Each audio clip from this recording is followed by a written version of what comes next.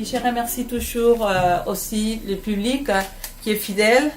Et grâce à vous, on peut avancer aussi avec la littérature, la librairie et puis la France. Et puis les institutions aussi qui ont fait possible cette rencontre. Salamandra, merci beaucoup, toujours aussi adorable. Aussi l'Alliance française, l'Institut français. Et par l'Institut français aussi, il y a le bureau de livres où il y a aussi ici, il y a quelqu'un qui est venu aussi. Donc merci. Et merci aux libraires aussi, qu'on a fait un travail énorme. Merci beaucoup à tout le monde. Merci. Et puis belle rencontre. Merci Gaël. Bon, merci. Avant de commencer, je remercie les libraires. Je remercie Monica et Ezequiel de m'avoir invité. Et surtout Monica qui est venue me voir et qui m'a dit Gaël Faye arrive en Argentine. Ah, ça y est, alors moi j'interviewe. Et donc, je suis ravi d'être à vos côtés. Merci. Et puis après aussi l'Alliance française qui me permet de réaliser ces rêves-là, c'est-à-dire alors de devenir en quelque sorte Monsieur Bunel. Je vais vous présenter, avant de commencer notre entretien, je vais vous présenter Gaël Faye. Il est né en 82 à Bujumbura, au Burundi, d'une mère rwandaise et d'un père français. Suite au déclenchement de la guerre au Burundi en 93 et le génocide des Tutsis au Rwanda en 94, il fuit son pays natal pour la France en 95, à l'âge de 13 ans. Gaël passe son adolescence dans les Yvelines à Versailles, découvre le rap et le hip-hop, on le prononce comme ça en français. Il trouve dans la musique un moyen d'extérioriser sa douleur de l'exil et de se reconstruire après la perte de ses repères. Il étudie au lycée Jules Ferry à Versailles, puis dans une école de commerce, c'est vrai ça ? Oui, oui. Alors, il y a des choses encore pires. Alors, exactement. Et il obtient ensuite un master de finance et travaille à Londres durant 2 ans. Depuis 2015, il vit à Kigali, la capitale du Rwanda, avec sa femme et leurs enfants. Il est chanteur, rappeur, auteur, compositeur, interprète, poète et aussi écrivain.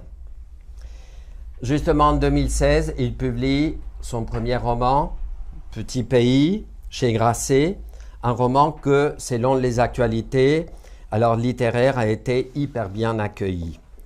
Le livre remporte plusieurs prix, mais celui qui m'a beaucoup frappé, c'est le Goncourt des lycéens. Alors surtout que les adolescents, les jeunes, alors aient choisi alors justement ce bouquin-là. Et France Culture aussi, Télérama. Et c'est un livre qui lui a permis alors une notoriété, notamment avec l'emballement médiatique qu'il rencontre. Il m'est extrêmement difficile de raconter la trame du livre. Je ne sais pas si vous l'avez lu, mais vous allez le lire, sûrement. Mais c'est extrêmement difficile de raconter la trame du livre à côté du romancier. Alors, voilà pourquoi que... Alors, Gaël, merci beaucoup alors, pour cet entretien. Et donc, je sais que vous êtes un romancier talentueux. J'ai beaucoup aimé votre prose. Alors, vous avez été récompensé par ce prix-là. Alors, et je vais essayer de raconter un tout petit peu, mais j'aimerais bien alors aussi que d'abord, alors vous racontiez alors l'histoire de ce Gabi, alors qui n'est pas du tout, je suppose, autobiographique. Non, ce n'est pas autobiographique. Ce n'est pas autobiographique. Surtout un gosse. Je peux m'expliquer aussi là-dessus. D'accord. Alors, et surtout quelqu'un qui vit dans un monde privilégié. Et ce qui m'intéresse le plus, c'est l'entourage de Gabi et comment il vit alors vraiment au milieu de cette famille-là en question aussi privilégiée. Alors, je vous écoute. Bonsoir à toutes et à tous. Merci beaucoup d'être présents, aussi nombreux. Je suis vraiment enchanté d'être en Argentine. C'est la première fois pour moi que je viens en Amérique du Sud et en Argentine en particulier. Alors, ce petit pays, c'est un roman que j'ai écrit en 2015 suite à une frustration. J'avais écrit une chanson qui s'intitule « L'ennui des après-midi sans fin », une chanson qui figure sur mon premier album, un album qui s'appelle « Pili Pili sur un croissant au beurre ». Ouais. Et c'est une chanson où je racontais mon enfance à Bujumbura, donc la capitale du Burundi, une enfance... je racontais les après-midi d'ennui qu'il y avait eu dans cette enfance. Les après-midi de banalité, les après-midi où rien ne se passait. Parce qu'ensuite les événements politiques, la guerre qui a débuté en 1993, va changer l'histoire de ce pays. Et moi, lorsque je m'exile en France, je ne me souviens plus que de la guerre, parce que ça a été tellement spectaculaire, que finalement, j'avais oublié qu'avant la guerre, il y avait eu tout simplement une vie banale, une enfance comme partout. Et cette chanson racontait cela.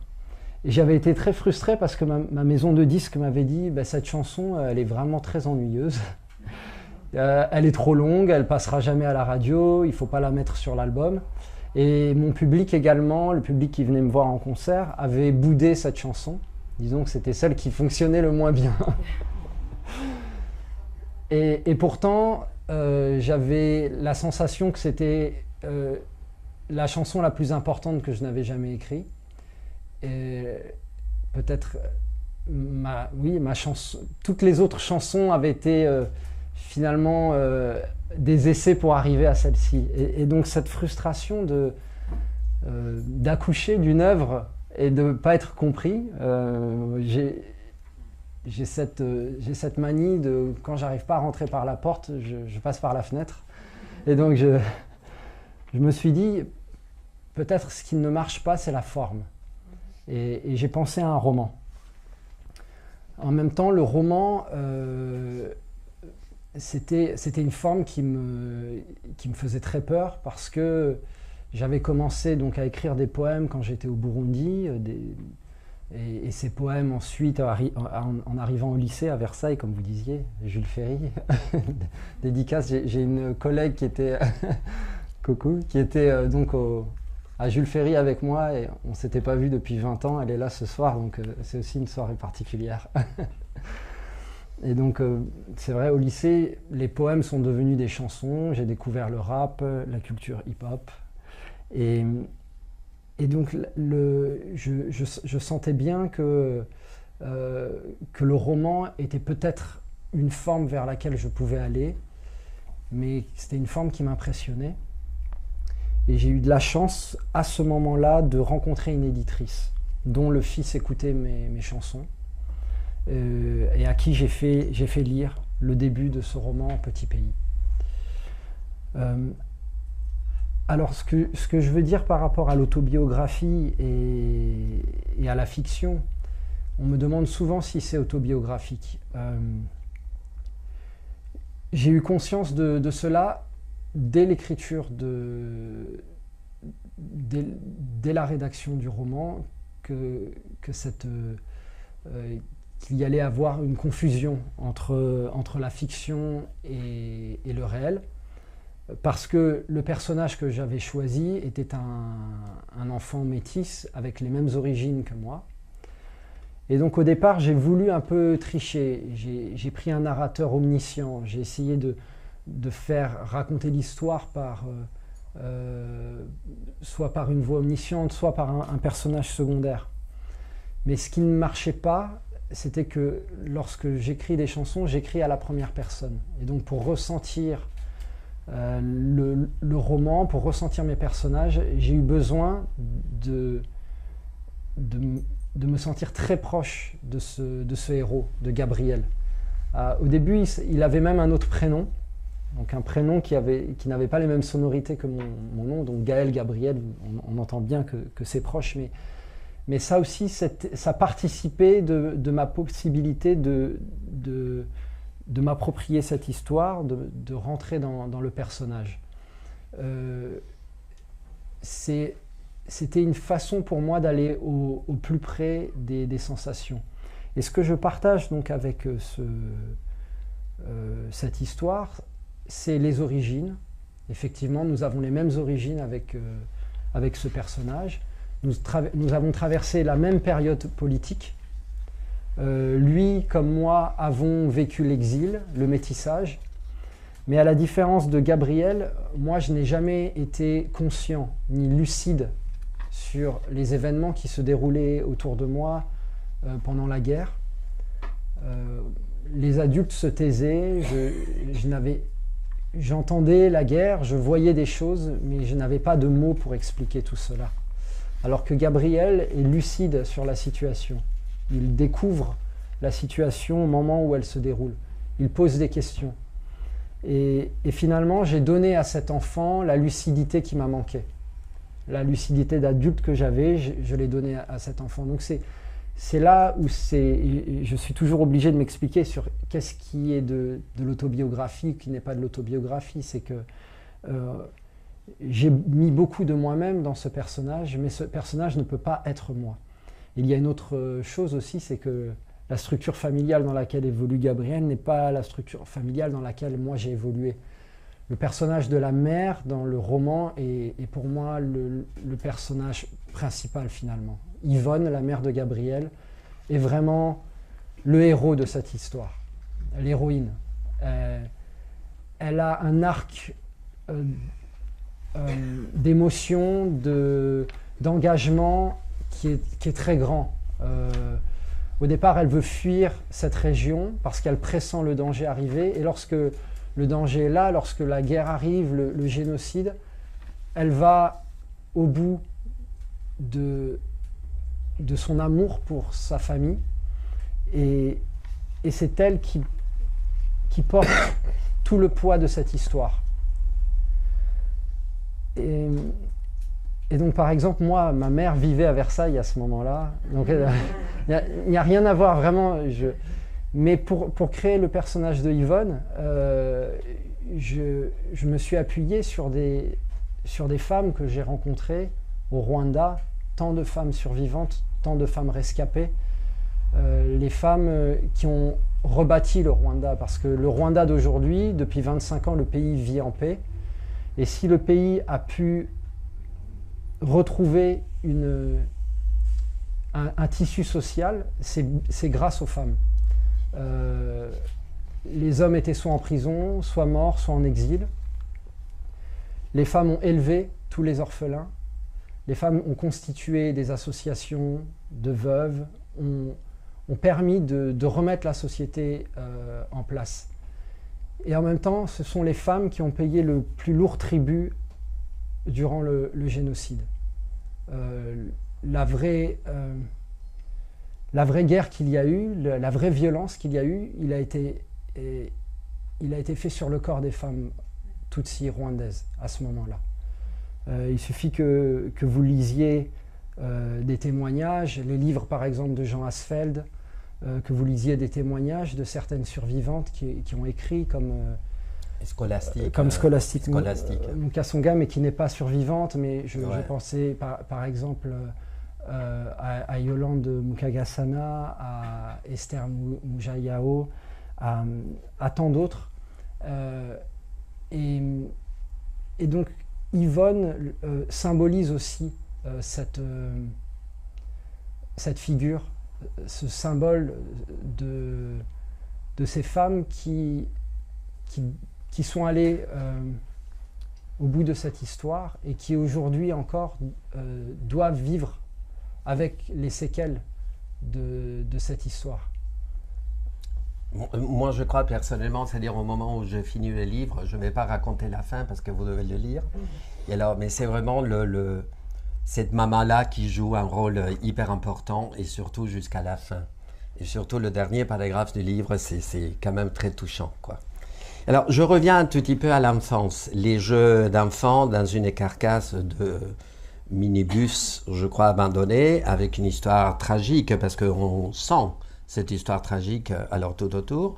Mais moi, c'est ce que je remarquais, c'est que c'est une histoire qui est exempte tout à fait de pathos. Oui, mon ambition première, comme je vous le disais, c'était de raconter l'histoire d'une enfance banale.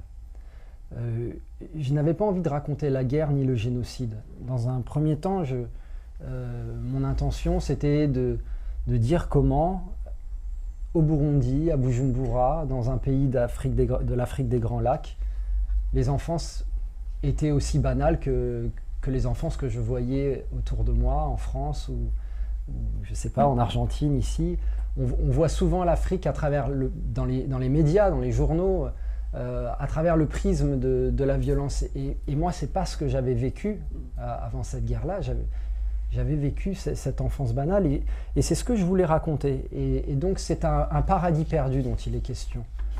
Quand je dis petit pays, ce n'est pas pour dire que le pays en soi est petit, bien que le Burundi soit très petit sur la carte, mais c'est d'abord le petit pays de l'enfance. C'est le petit pays du paradis perdu. Et c'était de ça dont je voulais parler. La chose la plus difficile qui arrive, l'orage qui arrive dans le ciel bleu de cette enfance, c'est la séparation, le divorce des parents. Et c'était ce que je voulais raconter. Après des événements autour de moi, parce que j'écris, comme je vous le disais, j'ai écrit en 2015, autour de moi il y a eu des événements particuliers. J'étais à Paris, il y a eu les attentats. D'abord de Charlie Hebdo, ensuite les attentats de novembre avec le Bataclan, le Stade de France, les terrasses de café. Et cette atmosphère qu'il y avait en 2015 à Paris a eu un impact sur mon histoire. Parce que les amis français, voilà, avec qui je vivais depuis des années, ont commencé à avoir un autre regard sur leur propre société.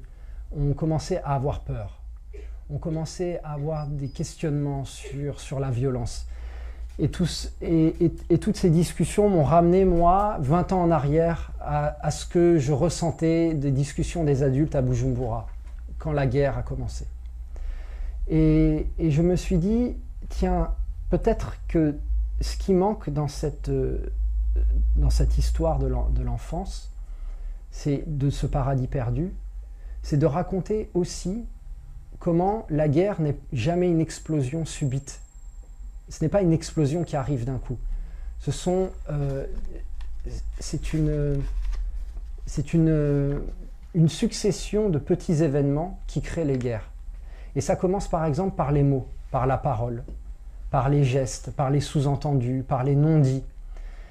Et dans cette chanson, L'ennui des après-midi sans fin, je parle de ce regard d'enfant qui voit les fourmis marcher sur le carrelage de la maison, qui s'imagine des mondes en regardant la nature. Et je me dis que ce regard poétique de l'enfance sur son environnement, sur la nature, peut aussi aider à comprendre l'émergence de la violence et de la guerre. Parce que le regard de l'enfant reste toujours un regard interrogateur. Contrairement au regard de l'adulte qui essaye de trouver des réponses à des questions, l'enfant restera dans une interrogation et dans une approche microscopique des choses. Et donc j'ai voulu entremêler cette arrivée de la guerre avec cette fin de l'enfance.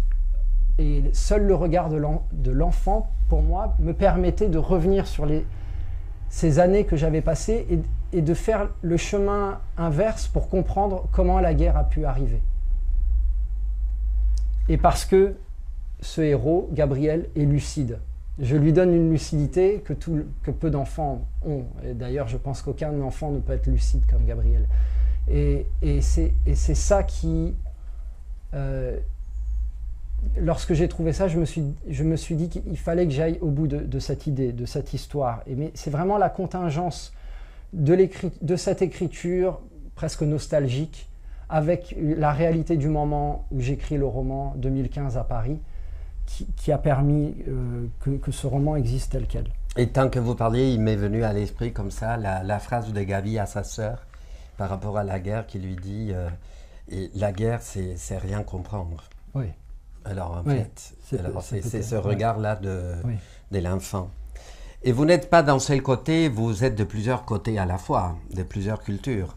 Vous racontez cela dans ce roman, vous dites à quel point dans votre entourage, en quelque sorte, vous dites c'est pas du tout autobiographique, mais dans votre famille, il y a des expatriés, il y a des gens, il y a alors de mentalité des colons, d'autres qui sont nés là-bas et qui ont en quelque sorte leurs racines là-bas, n'est-ce pas? En quoi cela a influencé votre écriture, votre manière de voir et d'être de plusieurs cultures à la fois? Vous êtes de plusieurs cultures oui, à la fois? Oui, complètement.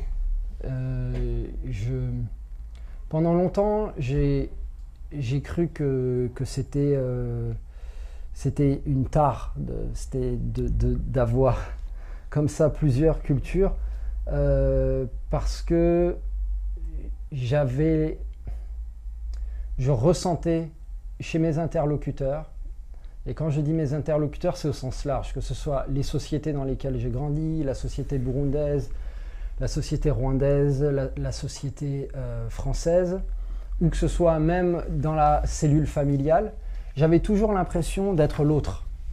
Ma grand-mère rwandaise me disait « mais toi tu es plus français que rwandais », ma grand-mère française me disait « toi tu es plus rwandais que français ». J'étais toujours l'autre dans le regard de mon interlocuteur. Je n'avais jamais la chance de pouvoir appartenir. Et c'est vrai que lorsqu'on est adolescent, on a souvent envie de faire partie du groupe. Et à cela s'est superposée une autre difficulté, c'était que dans le couple de mes parents, que représentaient mes parents, il y avait une hiérarchie par rapport aux cultures. On considérait inconsciemment, tout ça se fait toujours inconsciemment, hein. C'est-à-dire qu'inconsciemment, ma mère rwandaise, mon père français, inconsciemment, mes parents ont considéré que la culture française était supérieure à la culture rwandaise. Ils ont considéré qu'il était plus important de nous parler le français que de nous parler le Kinyarwanda. Parce que la France, pays de Molière, de Victor Hugo, que le français est une grande langue du monde, qu'on pourra trouver des Français partout, alors que le Kinyarwanda, vous comprenez, à part le Rwanda qui parle le Kinyarwanda. Sauf que ce n'est pas ça une langue. Une langue, ce n'est pas uniquement un outil pour voyager et pour rencontrer. C'est une perception du monde. Et donc, nous couper de la langue, qui est une entrée sur la culture, de nous couper de la langue du Kinyarwanda, qui est l'entrée sur la culture rwandaise, c'est nous couper de la perception que l'on peut avoir aussi de nous-mêmes. Parce que mes parents ont voulu inconsciemment, encore je dis bien inconsciemment, et ça on le retrouve dans beaucoup de familles où il y a plusieurs cultures. Il y en a, on voit des familles où souvent il y a une culture qui prend le pas sur l'autre. Eh bien inconsciemment, on nous ampute d'une autre partie de cette culture. Alors chacun fait comme il peut avec ça, avec ce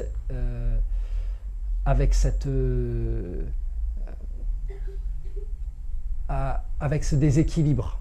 Chacun fait comme il peut. Mais me concernant, comme en plus de ça se superposaient la guerre, le génocide, la responsabilité de la France dans le génocide des Tutsis au Rwanda, toutes ces strates qui étaient là, qui étaient présentes, qui étaient difficiles, eh bien, mon identité ou mes identités, comme disait Amin Malouf, sont devenues meurtrières, sont devenues complexes et ont été pour moi une source de souffrance.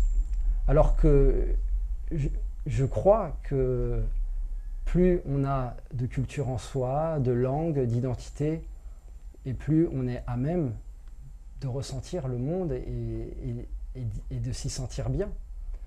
Et pourtant, à l'adolescence, j'ai considéré que toutes ces cultures qui m'avaient été données n'étaient pas un cadeau, mais plutôt un poison et un piège. Parce que on me demandait de choisir mon camp, de me battre contre l'un, contre l'autre.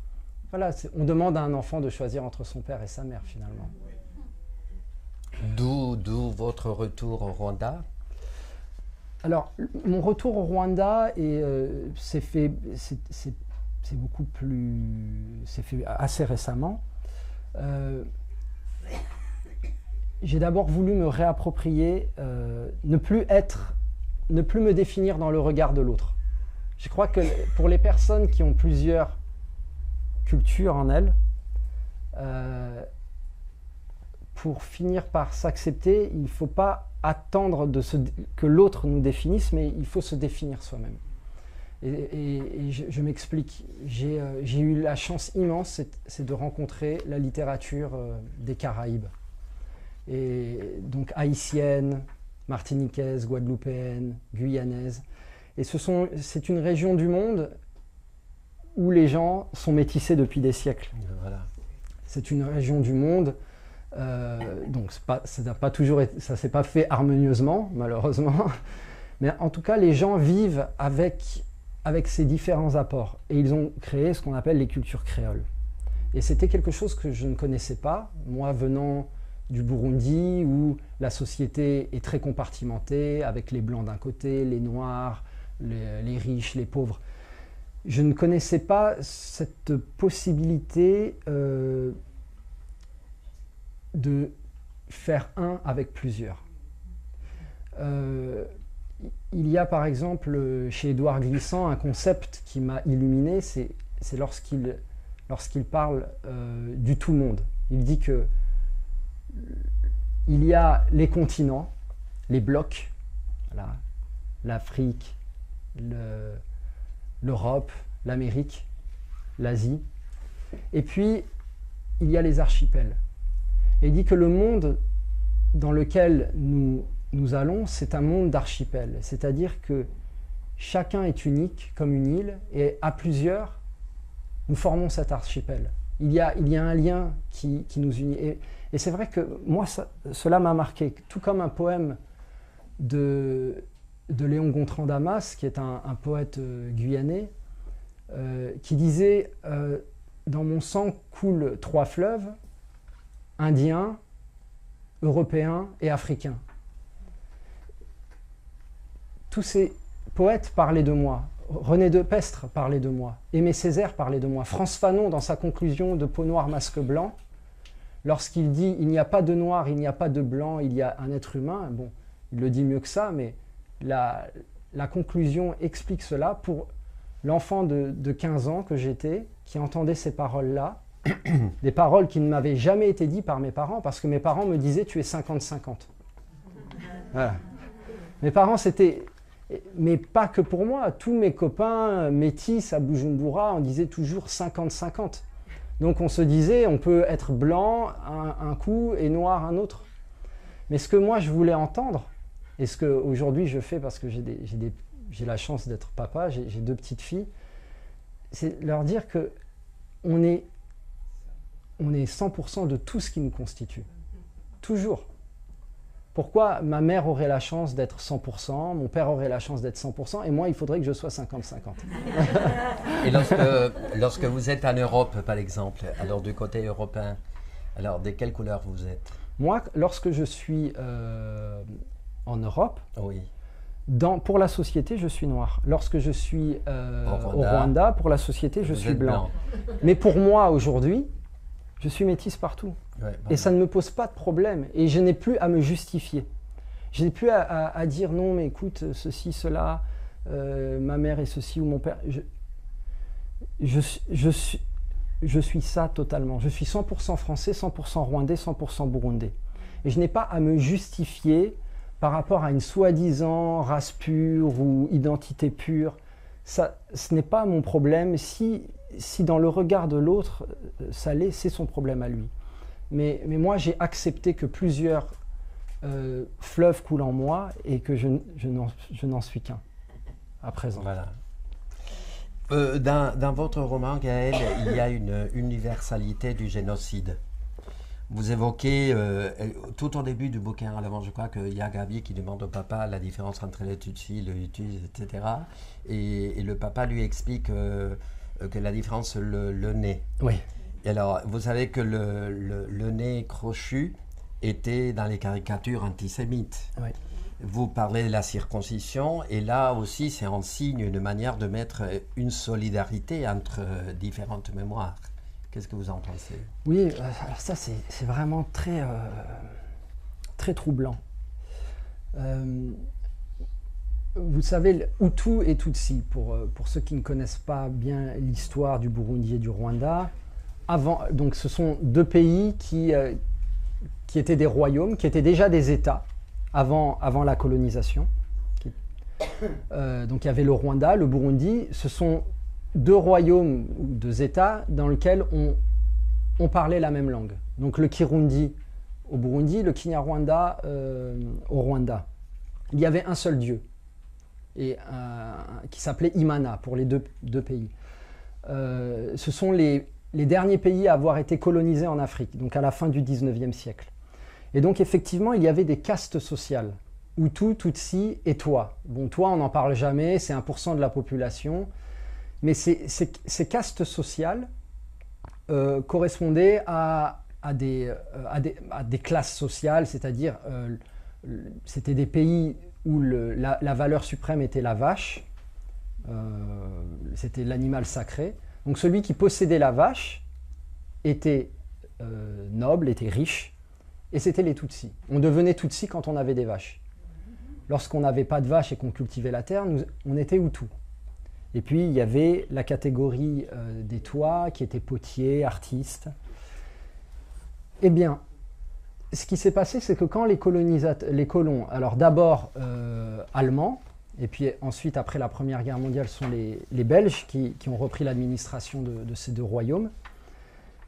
Lorsqu'ils sont arrivés au Rwanda et au Burundi, ils n'ont pas cru ce qu'ils avaient en face des yeux. Ils se sont dit comment des pays d'Afrique sont aussi bien organisés, ont qu'un seul dieu, alors que d'habitude, c'est l'animisme, il y a des dieux pour l'arbre, pour le caillou. Donc, ils se sont dit, ça ne peut être le fait que d'une race supérieure. Et a été importé un mythe qui n'existe plus aujourd'hui, mais qui était très présent à la fin du 19e siècle et au début du 20e siècle, c'était le mythe hamitique. C'est-à-dire qu'il y avait en Afrique des Noirs qui n'étaient pas vraiment noirs. On les appelait les nègres blancs. Et dans cette mythologie qui était reprise par les scientifiques d'Europe, il y avait l'idée que des peuples venus d'Asie, étant passés par le Moyen-Orient, par l'Égypte, par l'Abyssinie, s'étaient perdus en Afrique de l'Ouest pour les Peuls, pour tous les peuples de pasteurs, et puis au Burundi et au Rwanda, les Tutsis. Donc les Tutsis, qui étaient ce peuple qui vivait de la vache et qui n'était pas un peuple qui venait du Rwanda, c'était des conquérants. Mais ça, c'était un mythe, c'était une fable, c'était quelque chose de complètement inventé. Et pour corroborer ça, on a commencé à racialiser donc les catégories sociales en disant les Tutsis sont grands, maigres, ont le nez fin, ont des vertus telles que la maîtrise de soi, des valeurs morales qu'on leur a collées. Et puis, pour les Hutus, c'était eux, ils viennent de là, c'est des peuples bantous, plus rustres, petits, le nez épaté, etc. Mais cela peut paraître une blague, parce que ça a été en plus appuyé par les théories raciales du 19e siècle, de Gobineau, sur l'inégalité des races. Donc, il y avait aussi une inégalité des races intrinsèque à la société rwandaise et burundaise. Mais cela, Hutu, Tutsi, avec les catégories raciales, ça a été intégré par les Rwandais et les Burundais. On leur apprenait ça à l'école, les élites, hein. On apprenait ça aux élites. Et ça a été intériorisé, à tel point que 100 ans plus tard, en 1994, lorsque le génocide survient au Rwanda, quand on tue les Tutsis, on les tue en leur coupant le nez, en leur coupant les jambes, en disant « on vous raccourcit parce que vous êtes trop grand, parce que vous êtes trop fiers », comme disaient les colons, et on vous jette dans la Nyabarongo, qui est un fleuve réputé aller jusqu'en Abyssinie, réputé aller jusqu'en Éthiopie. On les jette dans ce fleuve en disant « retournez en Abyssinie, retournez en Éthiopie ». Et ce qui a été très troublant, c'est que après le génocide, beaucoup d'artistes rwandais, de survivants, venaient de vivre 100 jours, après 100 ans d'idéologie, 100 jours de génocide, et se sont demandé ce qu'ils venaient de vivre. Qu'est-ce que c'était que ça? Parce qu'il n'y avait pas de mot en Kinyarwanda pour dire génocide. C'est un mot qui n'existait pas. Il y avait eu des guerres avant la colonisation, des guerres entre clans, et dans un même clan, il y avait des Hutus, des Tutsis et des Twa. Mais l'extermination d'une partie de la population en raison de ce qu'elle est, ça n'avait jamais existé. Donc il a fallu inventer un mot, Ubuoko, c'est-à-dire l'élimination d'une caste. Mais c'est un néologisme. Et ensuite, les Rwandais se sont intéressés aux autres génocides du XXe siècle.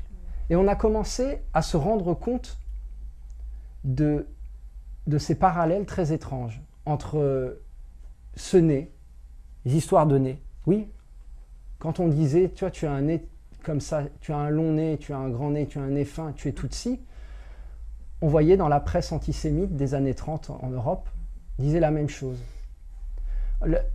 Le fait que, soi-disant, il y avait un complot Tutsi pour s'accaparer la région. Il y avait les mêmes théories qui avaient eu lieu en... On pourrait dire que les Tutsis sont les Juifs africains. Après, oui, bien sûr, il y a des gens qui ont commencé. C'est toujours difficile. Il faut toujours faire attention de faire des comparaisons parce qu'après, c'est aussi on finit aussi par avoir une forme de paresse intellectuelle de ne pas vouloir comprendre. On dit, on plaque quelque chose sur autre chose. Donc, mais on peut se rendre compte que dans la construction d'un génocide, il y a effectivement, de façon troublante, des similitudes. Le fait de déshumaniser l'autre. On disait pour les Tutsis, on les appelait les cafards. Pour les Juifs, on les appelait les cancrelats, le virus. Donc cette façon de déshumaniser, cette façon aussi que la presse avait la manière dont la presse attaquait. Il y avait aussi une presse qui a créé l'idéologie pour préparer les esprits à ce que, voilà, tuer un juif ou tuer un Tutsi, finalement c'était banal, c'était autorisé. Donc voilà, ça, c'est des choses qui étaient troublantes. Et puis l'exil aussi. L'exil, c'est aussi constitutif en 1994 de la communauté Tutsi. C'est une communauté exilée, qui n'a pas de terre, qui est apatride, qui est en recherche de sa terre. Est-ce bien vrai que vous appartenez à une association qui traque les génocidaires présumés au Rwanda? Oui, tout à fait. D'Afrosa et Alain. Et Alain Gauthier. Oui, Alain Gauthier. C'est une association que nous avons créée en 2001 parce que en 2001, il y a eu un procès à Bruxelles où 4 génocidaires rwandais ont été condamnés pour génocide, dont 2 bonnes sœurs. condamnés pour des peines à perpétuité.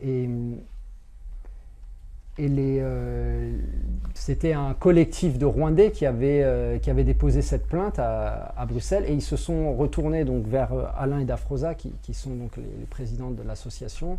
Alors on dit, et vous, qu'est-ce que vous faites en France? Sachant qu'en France, il y a encore beaucoup de génocidaires rwandais qui ont trouvé refuge parce que, peut-être vous le savez ou vous ne le savez pas, mais il y a eu beaucoup de relations amicales entre des partis politiques français, des hommes politiques français et d'anciens dignitaires du régime génocidaire.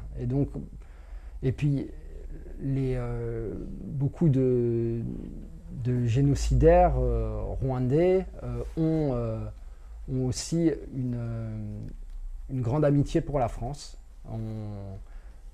Se sentaient très proches de la France, donc beaucoup se sont réfugiés en France.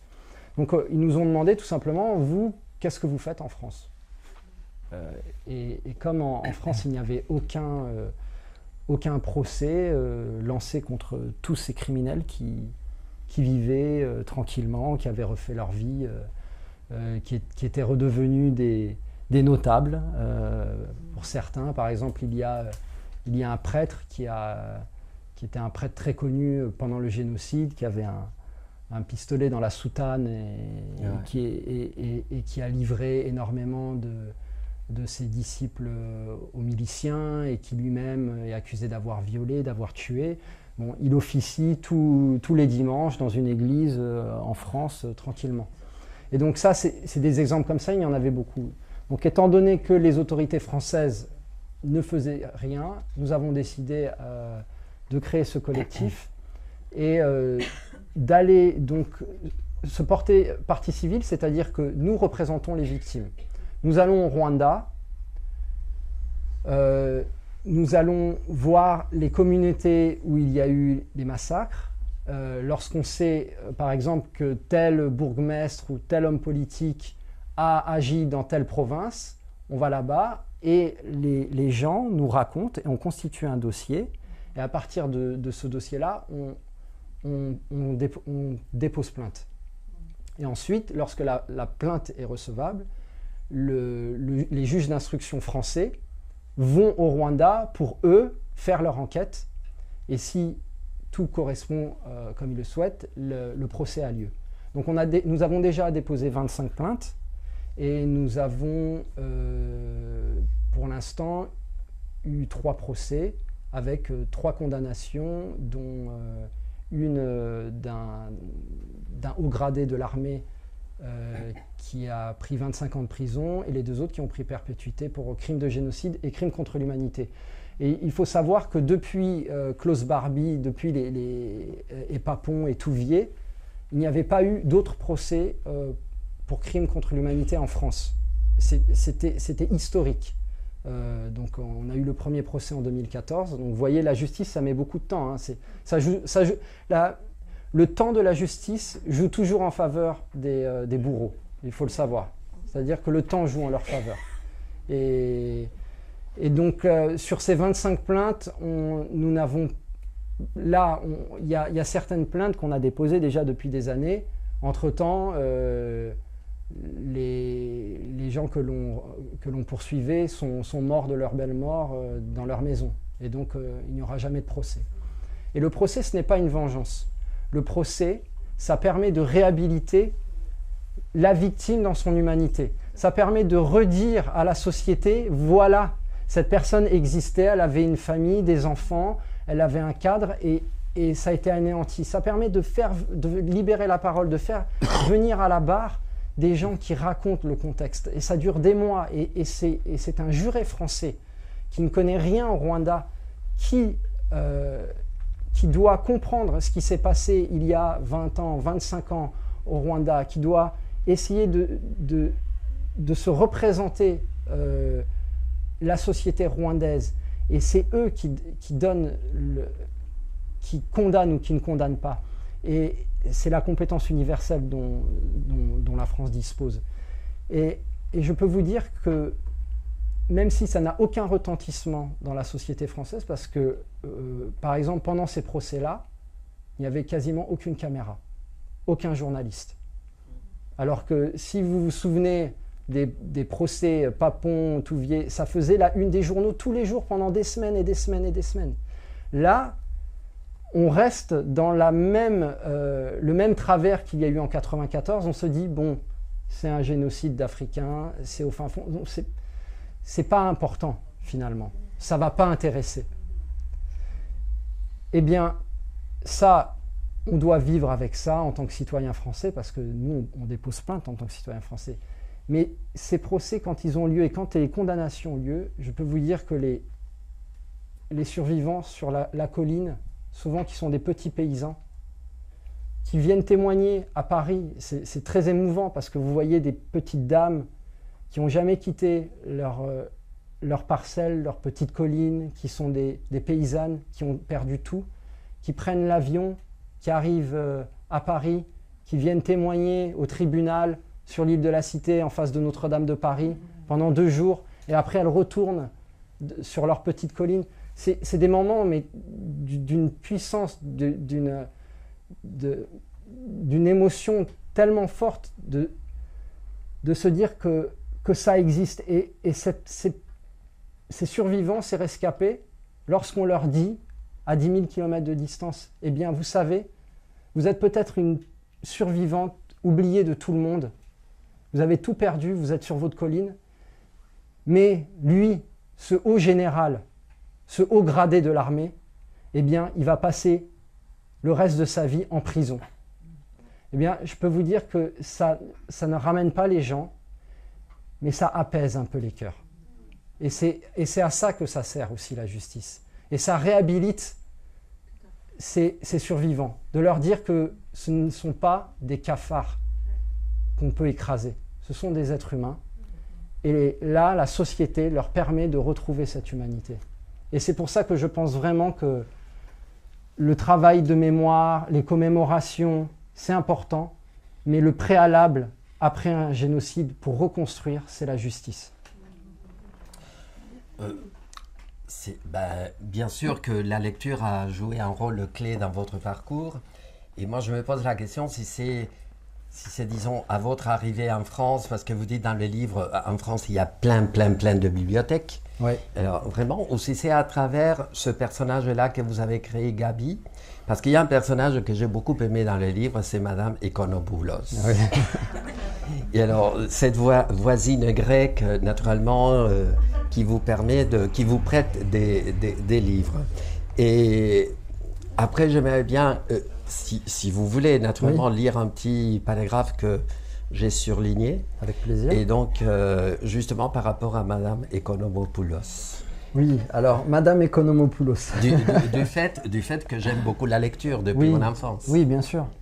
Non, Madame Ekonopoulos, c'est la voisine de Gabriel, qui est une dame grecque. Alors, j'ai choisi le fait qu'elle soit grecque pour 2 raisons. Il y a une grande communauté grecque au Burundi, qui est là depuis longtemps, voilà. Et puis également parce que c'est le berceau de la culture. Et pour moi, symboliquement, il y avait cette idée-là, les livres, la littérature, la poésie. Et Madame Ekonopoulos, alors, je vais, encore une fois, je vais peut-être vous décevoir, mais elle n'a pas existé. C'est une invention, c'est une fiction, mais c'est au-delà du fantasme que c'est pour moi, elle représente la transmission. Et je suis... C'est peut-être tarte à la crème de dire ça, mais moi je suis vraiment attaché à cette idée-là de la transmission, parce qu'on ne se rend pas compte à quel point on peut changer la vie de jeunes et de moins jeunes en offrant un livre, en parlant de poésie, en offrant des mots, en permettant de discuter. Et Madame Ekonopoulos, c'est ce rôle-là qu'elle a, c'est cette possibilité qu'elle offre à Gabriel, c'est la transmission, l'ouverture, au monde des mots, tout simplement, et donc à l'imaginaire. Elle arrive à prolonger son imaginaire d'enfant. Vous pouvez lire, alors à partir Oui. de là jusqu'à là. Un après-midi, j'ai croisé par hasard Madame Economopoulos devant sa haie de bougainvilliers. On a échangé quelques mots sur la saison des pluies et le beau temps. Puis elle m'a invité à entrer dans sa maison pour m'offrir un verre de jus de babardine. Dans son grand salon, mon regard a tout de suite été attiré par la bibliothèque lambrissée qui couvrait entièrement un des murs de la pièce. Je n'avais jamais vu autant de livres en un seul lieu, du sol au plafond. « Vous avez lu tous ces livres ?» j'ai demandé. « Oui, certains plusieurs fois même. Ce sont les grands amours de ma vie. Ils me font rire, pleurer, douter, réfléchir. Ils me permettent de m'échapper. Ils m'ont changé. On fait de moi une autre personne. Un livre peut nous changer. Bien sûr, un livre peut te changer. Et même changer ta vie, comme un coup de foudre. Et on ne peut pas savoir quand la rencontre aura lieu. Il faut se méfier des livres. Ce sont des génies endormis. Merci. Je reviens un tout petit peu, disons, à l'idée. Madame Econopoulos, pour moi, ça a été comme une fée, quoi.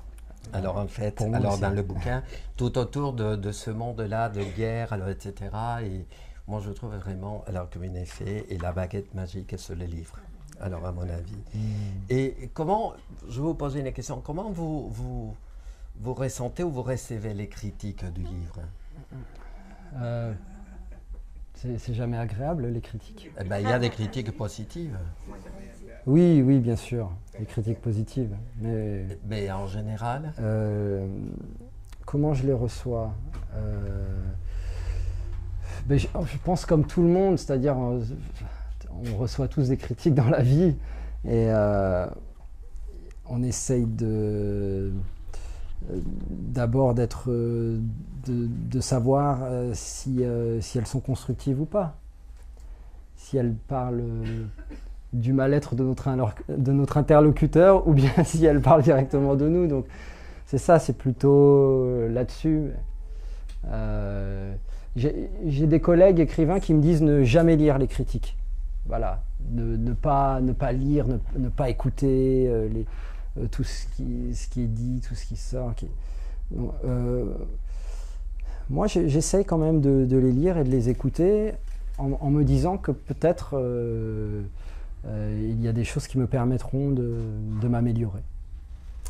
Et c'est-à-dire que quel est le rapport que vous trouvez entre l'information aujourd'hui, alors qui sature les écrans, quoi, et la poésie? Parce que vous faites de la poésie, quoi. Oui. Alors en fait, comment on peut mettre, disons, un peu de poésie dans le monde actuel, si sinistre? Non, mais oui, vous faites référence au début du livre. Au début du livre, oui. Où Gabriel adulte regarde. Je peux lire si ça ne vous dérange pas. Je lis simplement ce passage-là, comme ça après je peux le commenter. C'est-à-dire, Gabriel à ce moment-là, à 33 ans, il est dans un bar en France, à Saint-Quentin en Yvelines. Il est en train de boire du whisky et puis il regarde à la télé le bruit de la télé. Voilà, il dit je commande un autre whisky. Le bruit de la télévision au-dessus du bar couvre un instant le cours de ma pensée. Une chaîne d'infos en continu diffuse des images d'êtres humains fuyant la guerre. J'observe leur embarcation de fortune accostée sur le sol européen. Les enfants qui en sortent sont transis de froid, affamés, déshydratés. Ils jouent leur vie sur le terrain de la folie du monde. Je les regarde, confortablement installés là, dans la tribune présidentielle, un whisky à la main.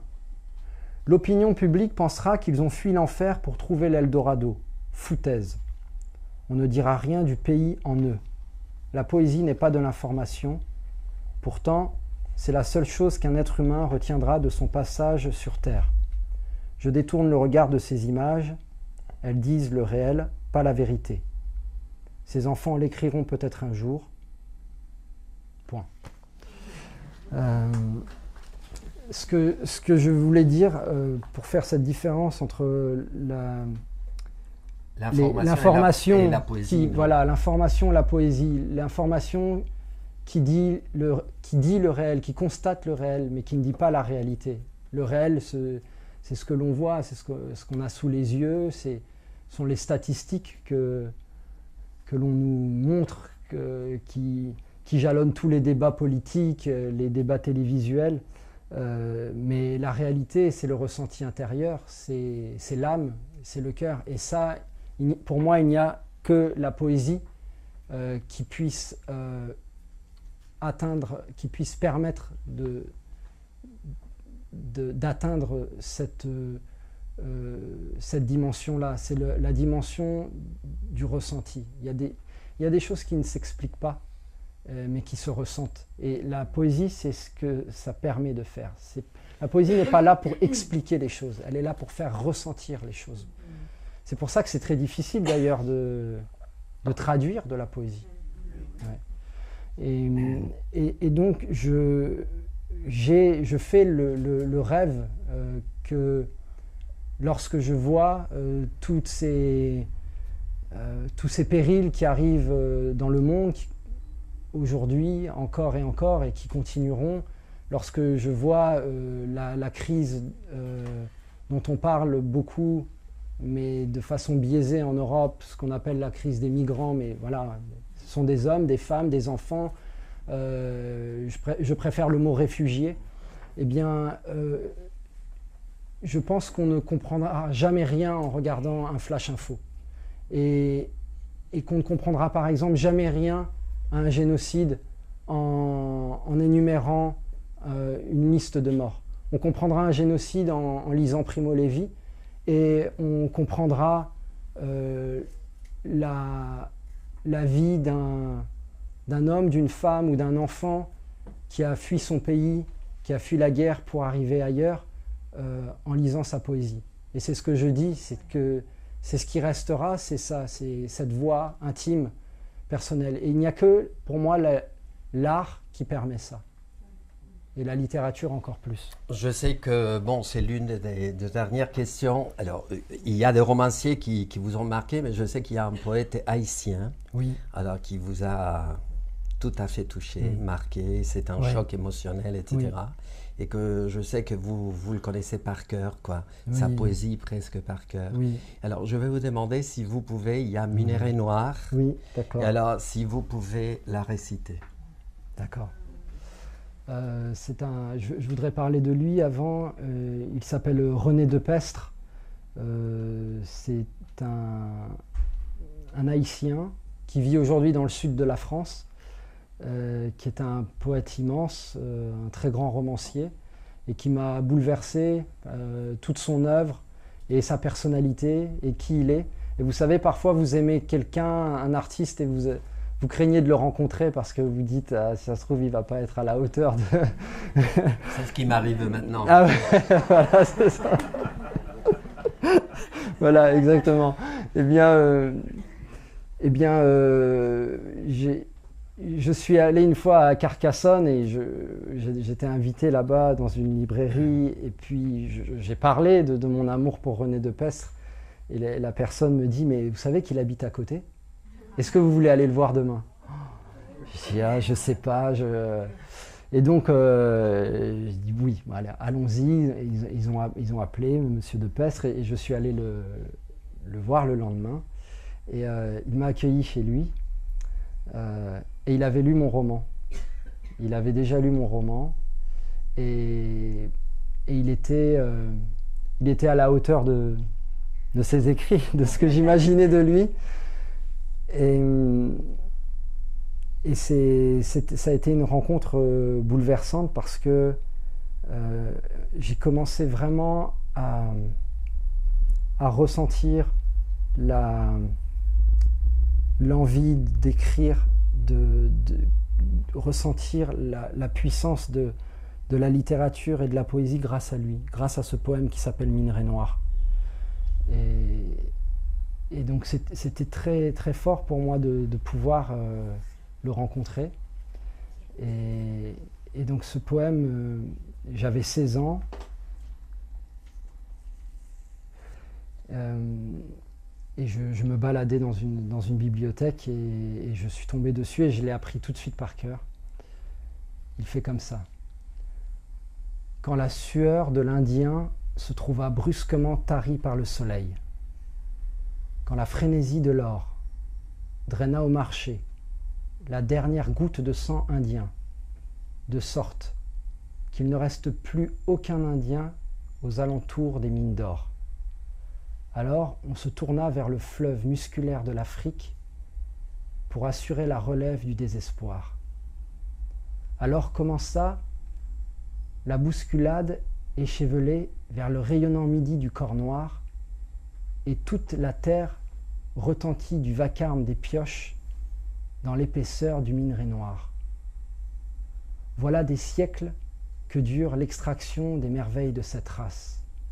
Ô couche métallique de mon peuple, minerai inépuisable de rosée humaine, combien de pirates ont exploré les profondeurs obscures de ta chair, combien de flibustiers se sont frayés un chemin à travers la riche végétation des clartés de ton corps, jonchant tes années de tiges mortes et de flaques de larmes. Peuple dévalisé, peuple de fond en comble retourné comme une terre en labour, peuple défriché pour l'enrichissement des grandes foires du monde. Mûris ton grisou dans le secret de ta nuit corporelle, nul n'osera plus couler des canons et des pièces d'or dans le noir métal de ta colère en crue.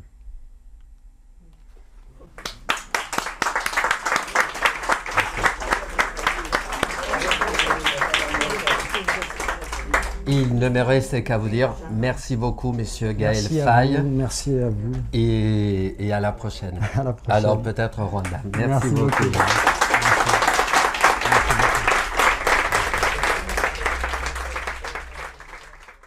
Respire les effluves, les parfums d'Orient. Sous les cuves, les fumées d'encens. Brûle tes poumons dans les torpeurs enivrantes.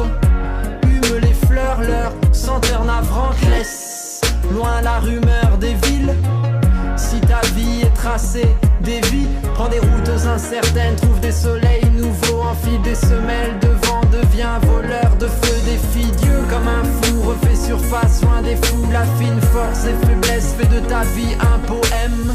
Sois ouragan entre rebelles, Rougan, empereur de brigands, Maquindal, bois caïman.